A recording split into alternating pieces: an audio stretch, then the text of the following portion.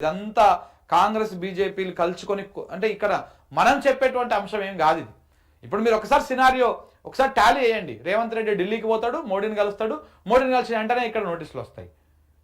అంతకుముందుకి ఏదో డ్యామేజ్ జరుగుతూ ఉంటుంది, అందాల పోర్టుకు సంబంధించినటువంటి డ్యామేజ్, లేకపోతే ఈడీ ఛార్జ్ షీట్లో రేవంత్ రెడ్డి పేరు రావడం ఇట్లాంటివన్నీ జరుగుతూ ఉంటాయి. వెంటనే కాళేశ్వరం నోటీసులు కేసీఆర్కు, హరీష్ రావుకు ఇట్లకు పోతాయి. ఇవన్నీ కూడా ఏదన్నా ప్రభుత్వానికి ఒక భయంకరమైనటువంటి డ్యామేజో లేకపోతే రేవంత్ రెడ్డికి ఏదైనా డ్యామేజ్ అయ్యేటువంటి అంశం ఉన్నప్పుడే వెంటనే డైవర్షన్ జరుగుతూ ఉంటుంది. నిన్న పొద్దుగాల పూట చూడండి, నిన్న పొద్దుగాల కేటీఆర్ని ఇబ్బంది పెట్టేటువంటి విధంగా సిరిసిల్లలో ఒక అలజడి సృష్టిస్తుంది కాంగ్రెస్ పార్టీ.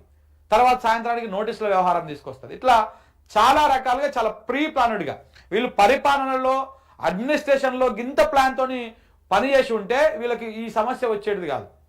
పరిపాలనలో కానీ అడ్మినిస్ట్రేషన్లో కానీ ఇంత పకడ్బందీగా ఇంత స్కెచ్ వేసి ఈ రకంగా పరిపాలనలో ఫోకస్ పెట్టి ఉంటే ఏ ప్రజలు ఎవరు కూడా ఇబ్బందులకు గురి కాకపోతే ఇలా రైతులు ఒడ్లు అమ్ముకోలేకుండా రోడ్ల మీద ఇబ్బందులు పడేటువంటి వాళ్ళు కాదు. వాళ్ళకి దాని మీద సోకు లేదు. రేవంత్ రెడ్డికి కానీ సోయి లేదు. ఎంతసేపు ఉన్న రాజకీయాలలో ఎవరెవరు ఎట్టటి ఇబ్బందులు పెట్టాలి, మాట్లాడుతున్న వాళ్ళని ఏ రకంగా కేసులు పెట్టి వాళ్ళని లోపల పెట్టాలి, ఎట్లా ప్రభుత్వం బదనాం కాకుండా చూసుకోవాలి, గీదాని మీదనే వాళ్ళ ఫోకస్ ఉన్నది. ఇది తగ్గించుకుంటే పరిపాలన మీద ఫోకస్ వస్తుంది. కాబట్టి ఇట్లా మోడీ ఆయన కలిసి చేస్తున్నటువంటి వ్యవహారం ఇది.